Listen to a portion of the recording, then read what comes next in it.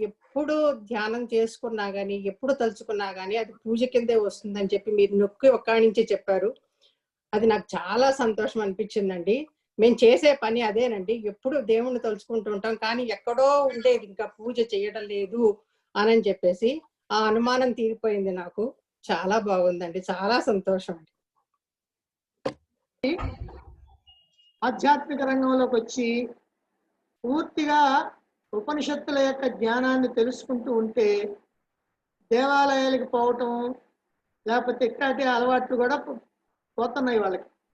అయితే మనకు కావాలని పోకూడదు అనేటువంటి మాట మాత్రం ఎవరు చెప్పరు, ఎప్పుడు చెప్పరు. కానీ మనంతట మనకే దాని మీద ఇంట్రెస్ట్ లేకుండా దానికన్నా ఇక్కడ మనం భగవంతుడిని సంపూర్ణంగా మన మనస్సుని భగవంతుడికి అర్పించడానికి వీలవుతుంది. మన దేవాలయానికి పోయిన తర్వాత అక్కడ నలుగురు చేరుతారు, వాళ్ళు ఏదో మాట్లాడుతుంటారు, మనం ఏదో మాట్లాడుతూ ఉండాలి, ఇంకా రకరకాల వ్యవహారాలు వస్తూ ఉంటాయి అనేటువంటి ఉద్దేశంతో ఇదే చేస్తూ ఉంటారు.